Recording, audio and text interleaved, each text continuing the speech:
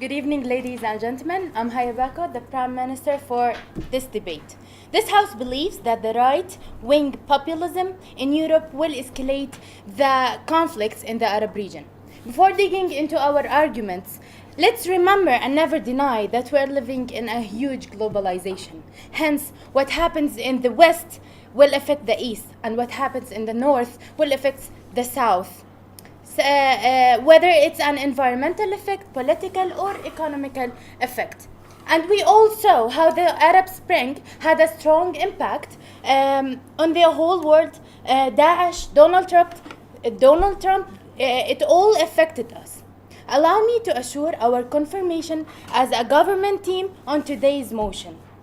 First, let's clear up what is the far-right populism, and you, ladies and gentlemen, will automatically know why it will escalate the conflicts in the Arab region. In Europe, right-wing or the far-right populism is an expression used to describe groups, politicians and political parties generally known for their opposition to immigration, mostly from the Islamic world, and in most cases, Euroscepticism. My team and I will talk about ideologies, and we'll talk about Islamophobia and economical issues in the fields. My first argument is the far-right populism in Europe will escalate the conflicts in the Arab region because of its extremist ideologies. Right-wing populism in the Western world is generally associated with ideologies such as new nationalism, anti-globalizationism, nativism, protectionism, and opposition to the radical Islam and asylum seekers. So, the rising of those parties to be decision makers is an incurable disease that will not only affect us as Arabs, and it will also affect the European region that has always been calling and fighting for democracy and freedom in their countries. The leaders of the Europe's biggest far-right parties have gathered in Austria's capital, Vienna, to join forces against the European Union, radical Islam and asylum seekers. Heinz Christian, the leader of Austria's Freedom Party, warned refugees that Europe was ready to send them packing as he addressed a cheering crowd of about 2,000 people gathering at the convention center. "We will save you in the high seas," Heinz said. And he said, "but we will send you back to the harbor where you started out," which means you are not welcomed. And hence, they are not giving them the least rights of asylum that were stated clearly at the Universal Declaration of Human Rights. Thank you. He also accused German Chancellor Angela Merkel of causing irreparable damage to Europe by opening German borders to hundreds of thousands of asylum seekers fleeing war in the Middle East. If I'm going to mention all the extremism beliefs of the far-right parties all across Europe, I'll probably need hours and hours talking about France, Poland, Italy, etc. My second argument is the ideologies that the far-right group holds is against the Copenhagen criteria. If we go back to the rules that define whether a country is eligible to join the European Union, you'll find that under the political criteria, democracy, rule of the law, human rights, respect of the protection of minorities were stated. Those are some of the rules to be part in the EU.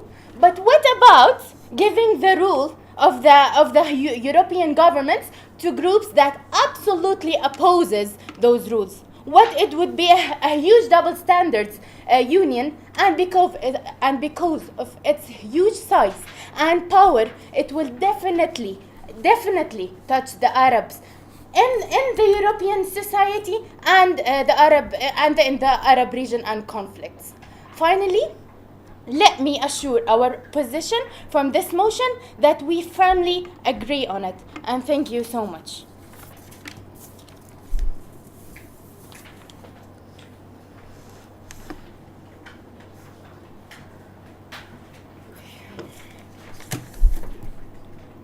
Good evening, ladies and gentlemen. My name is Rujan Al-Kurdi from the opposing team that fully rejects the motion that states that this House believes that the rise of right-wing populism in Europe will escalate the conflicts in the Arab region. First, about what the Prime Minister just said. She said that Donald and ISIS are affecting us. Yes, but have you considered that they are affecting European people themselves? And the deputy of the leader of the opposition will talk about it in details. She said that globalization is affecting Arabs and in a bad way. And she said after that right-wing parties have negative effect because they are anti-globalization. What is that? First of all, for our strategy today, it will be all about proving that there are no advantages for the right-wing populism to escalate the conflicts, as they are weak and unstructured parties who are specialized in internal issues only. Second, we'll talk about the threats that Europeans face by accepting refugees from the countries they allegedly escalated the conflicts in.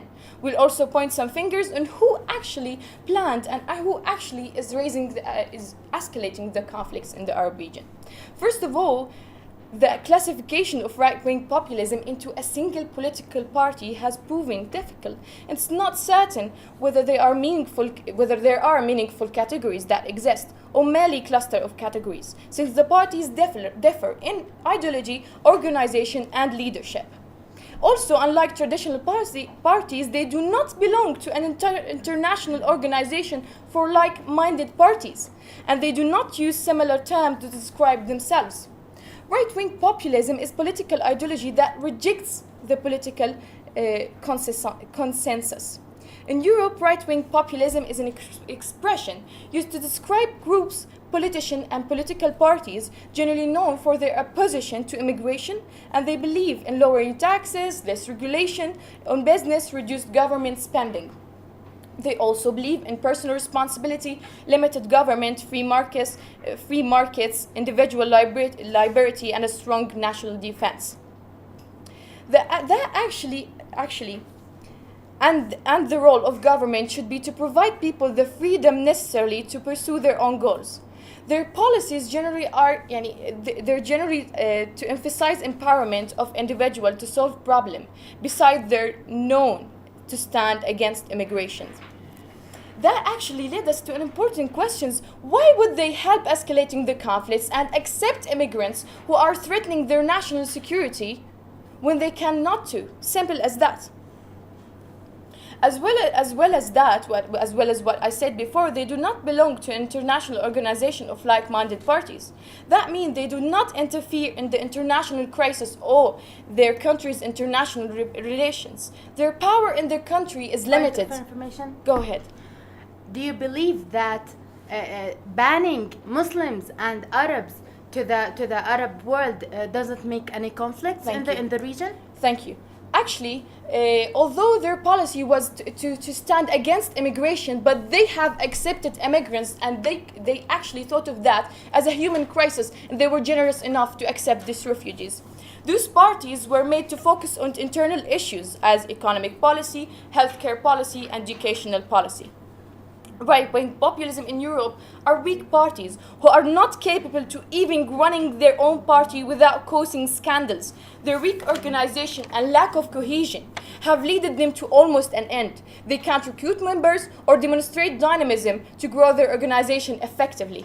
Besides, they have not worked on modifying their party structure for so long.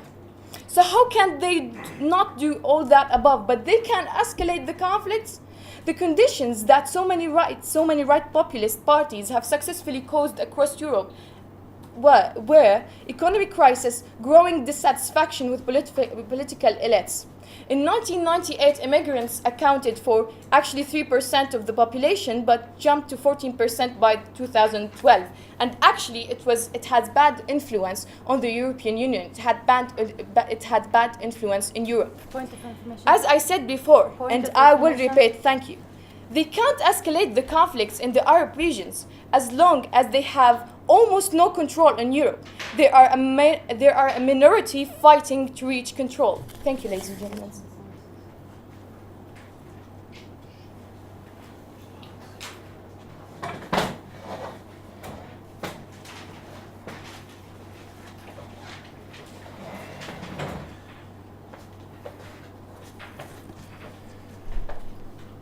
Assalamu alaikum. I am Anas Al-Atani, ladies and gentlemen, the Deputy of Prime Minister. I am totally with all my colleague Haya said and insist on the motion that says this House believes that the rise of the far-right populism in Europe will escalate the conflicts in the Arab region. Let's start what I came for here to say. After the United States election that ended with winning Donald Trump, the far-right parties in Europe got a lot of hope to take the lead in their region as the President Trump in US. Maybe you'll say it's hard for the far-right parties to take the lead in Europe, but this is not the end of the problem, because a lot of Europeans start believing in the far-right beliefs, even though this will take the Arabic region to a whole new world. How could that happen? We all heard about Islamophobia in the West, and we all know what it means. But have you ever think how could that affect in a dangerous way on the Arab region? I'm going to answer the question by taking Pegida as example, which is abbreviation of Patriotic Europeans Against the Islamization of the West, which is a far-right political movement in Germany, was founded in Dresden in October 2014.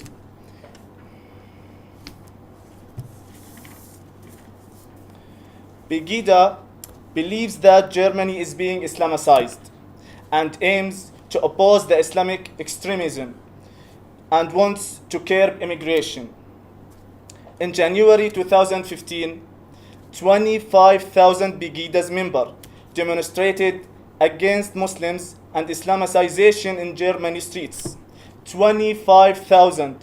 It's before 2.5 years. 25,000 just in Germany. So what you think about the other? No, thank you. So what you think about the other 28 countries?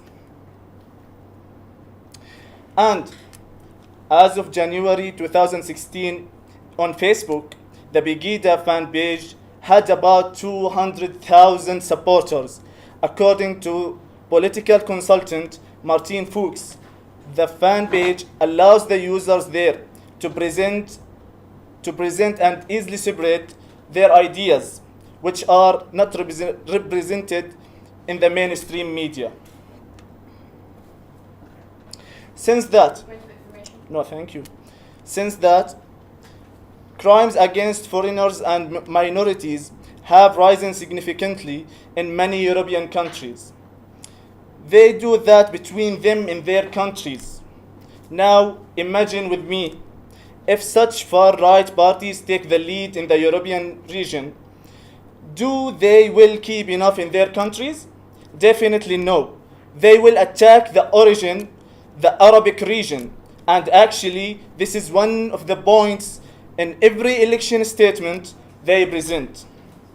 Then, I'm pretty sure that you're gonna to mention and discuss the migration and refugees issue and their effects on the economy. But according to the 2017 budget studies by the Council of the European Union, 185 billion euro is commitments of the EU. Just 6 billion euro from the commitments goes for dealing with refugees and immigrations. No, thank you.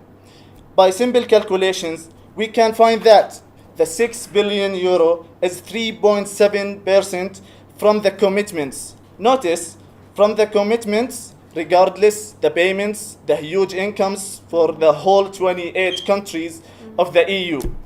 So, have you rethink about have you rethink about our situation, Arab situation, and thank you all.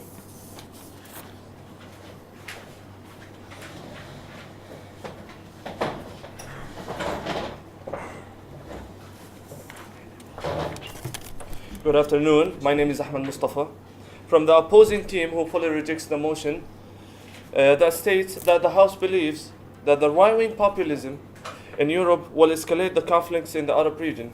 First, I would like to insist on what the lead of the opposing has just said concerning right-wing populism escalating the conflicts, which is none, obviously. Especially when she mentioned that the parties were made to focus on internal issues, not international ones. As example for the right-wing populism in Europe are the UK Independence Party. Both Alan Skid, the founder of the UKIP, and later Nigel Farage, chair of Europe Freedom and Direct Democracy, have started the UKIP. Was non-racist. It was proven later by their actions. Although they were against immigration, but they considered it a human crisis when almost half of the Arabian countries refused to accept Syrian refugees in their land. Farage has said that he supports Muslim immigrants who integrate to British society, but is against those who are coming to take it over. Actually, Farage was right. Their hospitality and generosity was treated with chaos after Syrian people went out into the street to protest, and not only that, but they also established rape gangs. And we are not talking about a case or two. According to the UK's National Council for Crime Prevention, refugees have caused 9.3% in the increase in the number of crimes. So what's in it for them? Why would they escalate the conflicts in the Arab region and threaten their national security by accepting refugees? An important question will lead me to my second argument is, if not right-wing populism, then who? Reports have been published by the United Nations by the end of 2016 proved that most of who fight in the Arab region and contribute in escalating the war are from the Arabian region itself, such as Tunisia, Algeria, and mostly from the Saudi Arabia. Actually, Saudi Arabia is the country that has been helping these terrorists financially and working on easing their access to war zones such as Syria, and as well as providing them with weapons.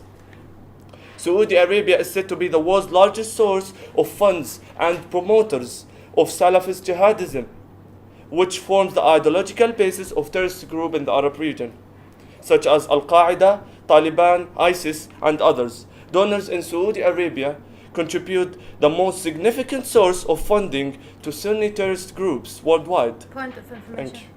According to a secret paper signed by the U.S.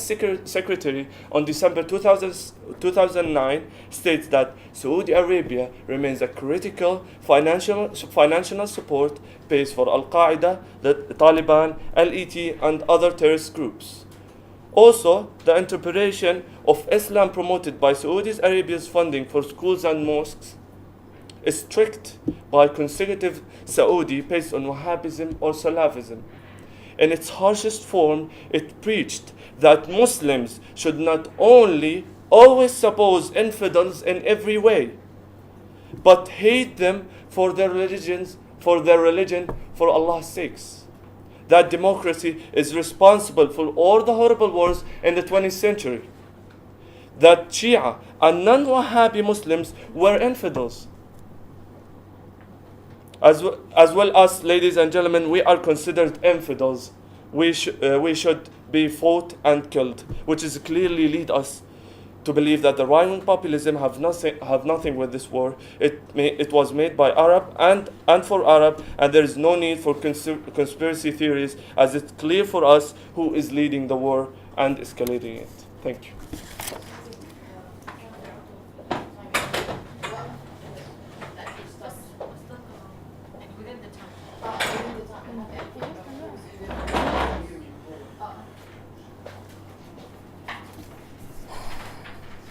Ladies and gentlemen, your honorary chairman, panel audience, it is with great pleasure to be standing before you today. My name is Ahoud Sbehi and I am the government member. As it well documented, right-wing populism in Europe often takes the form of distrust of the European Union, and of politicians in general. It is combined with the anti-immigration ideologies, especially towards the region of Islam, as Islamophobia across the globe has been on the rise of the past decades. But what does this have to do with the Middle East issues and its conflicts? In fact, what is going on in the Middle East following the Arab Spring has left millions and millions of people homeless and displaced, as is the case with the ongoing conflict in Syria. The number of refugees and people attempting to escape the war has increased year by year. Jordan alone has welcomed about 1 million Syria. Turkey as well has a great influx of refugees from coming in from the south. However, there have been I will check you later. There have been refugees who have sought European rather than other Arabian or neighboring countries. The ideology so prominent with the right wing is to stop immigration and the so-called spread of Islam into their countries, as they want to keep their land, and society ethnic. With this, they have called for the building of walled or strike rules to stop any from immigration and to spread of other religion and ethnic group into their society. The possibility of building walls and closing Europe borders to keep out refugees will force these people to suffer and remain in the war-torn hometowns. Thank you, I will take you later. Punishing and reject refugees will only cause more conflicts in their region. Whether this is it's gonna be economically or socially or environmentally.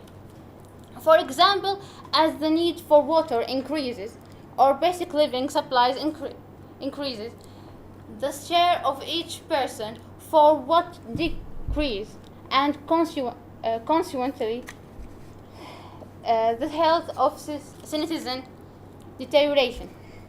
This might lead to conflicts with neighboring countries over shared water, especially in countries that have scarcity in water supplies, such as in Jordan. Also, the possibility of crimes increase will exist, as people will do all they can to protect their families and stay alive. Okay. Blocking and immigration will also place great devastation on the economy of these countries facing conflict for years to come. Lists of external and emergency aid will be necessity. The load of importing will lead to debts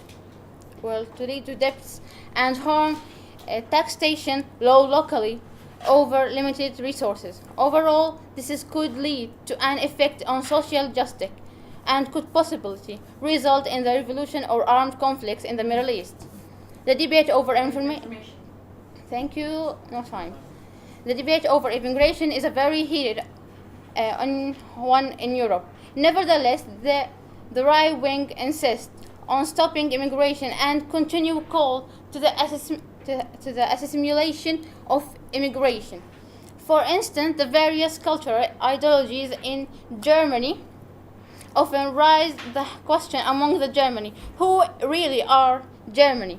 This question led to a violence against foreigners in the 90s, and to this day there exists a social divide between ethnic Germans and Germans of various ethnics. And thanks.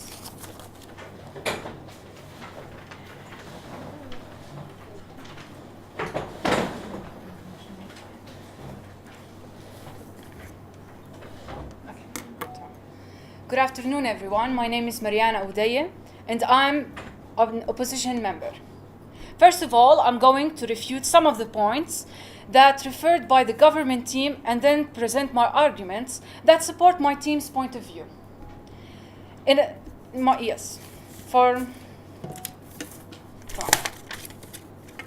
all I heard from the Prime Minister is that the refugee and Islamophobia is causing the conflicts in Europe. And as we know, we are discussing the conflicts in Arab regions, not in Europe. Moreover, I want to thank member of government to support our point of view by saying that I'm going to thank them because I want to thank them for supporting our point of views because first of all, refugees leaving refugees in the war zone cannot. Okay, I'm sorry. You mentioned that Arab conflicts without connecting it with. Okay. First of all, I want to thank you. Second thing, that Arab conflicts without you mentioned Arab conflicts and discussed it without connecting it with the rise of the far right. Yes. Point of information. Later. In addition of what my colleagues has presented, I will start with argument number 1, which is the escalation of conflicts in Arab region is causing the rise of the far right in Europe. What I meant by that is the consequences of conflicts in Arab regions, which can be effective on other countries and their policies, such as in Europe. One of the consequences that can affect the European Union directly is the refugee crisis, as it can affect them economically, culturally, and affect the national security. In dealing with the effect of the refugee crisis on European culture, we must point to the fear of erosion of Western culture, sparked by Syrian refugee crisis that led to a rise in xenophobia, aka a fear of strangers, which far-right movements have capitalized on. For example, Marine Le Pen, leader and presidential candidate of the National Front in France, publicly stated that she is against a multicultural France and has suggested that immigrants should adapt to French culture. Point of information. Thank you. Moreover, refugee crisis was a casual factor of the rise of the far right by allowing them to capitalize on fears of national security and terrorist attacks. Eventually, part of the reason that you see the rise of the far right is because the left is having an identity crisis of its own, as it doesn't know where it's going, said Dr. Daphne, an associated professor in comparative politics at the University of Reading, which means that the far right has benefited from the distrust in the inability of the left to accomplish its goals due to refugee crisis has led to political opportunities for the far right. Yes, please. First, we are not only talking about refugees. Second, you are talking about Marine from France. She said, if you didn't mention your enemies, then you can't rebuttal them. But she pointed on Muslims. Thank you so much. Thank you so much. Mentioning your enemies doesn't mean that you don't have to help them. Okay. And for argument number 2, the escalation in conflicts in Arab regions is caused by economical crisis that is somehow caused by climate changes like drought, said Dr. Michelle Colligate, professor of history at Michigan University. Plus, she has stated that Syria's Al-Raqqa province wherein 90% of livestock were destroyed and farms decayed as a result of drought and water shortages. Accordingly, the initial stage of 2011 protests in Syria took place in cities that were dependent on agriculture. And the demands of the protesters were related to living and social standards. This applied to Iraq and Egypt. As time went by, this conflict turned from a mere dispute prompted by social problems into an identity-based sectarian strife, and that is what we now see in Yemen and Syria. Eventually, the rise of the far right won't affect the Arab region's conflicts, and if so, it would be positively to resolve immigration and refugee crisis by organizing them. Thank you so much.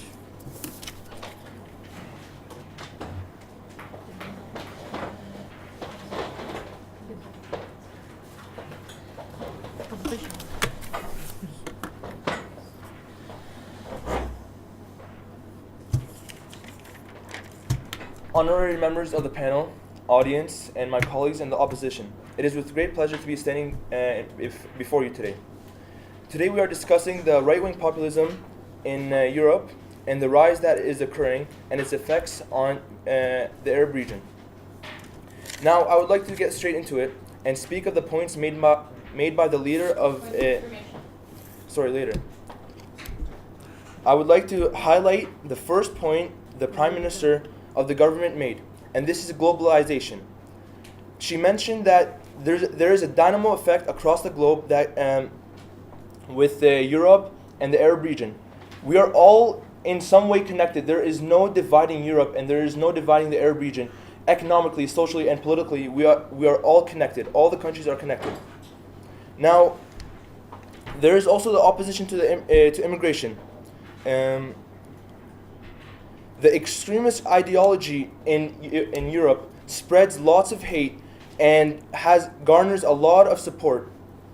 And the main goal of right-wingers is anti-globalization and are big extremist nationalists who believe in only keeping their countries ethnic without they are even discriminating against other Europeans. So for example, we use the example of Germany. Germans even discriminate against other Europeans. It's not just against Arabs. So there is this hate ideology that exists. Now, these groups, we spoke about, there are groups that exist in France, Poland, Italy, and these are only a fraction. This is not to mention the Germany, to mention England. And where's the humanity in these threats? Marine Le Pen, the leader of the French government group. I don't know if you have ever read about a little bit more about the right wing, but right-wing parties and supporters often call for the intervention in community life to preserve a tradition in the society. Also, they seek to organize the process of the immigration to Europe, actually. And I don't know, moving to the second point, the Islamophobia case, as my fellow colleagues and the deputy opposition leader has mentioned, that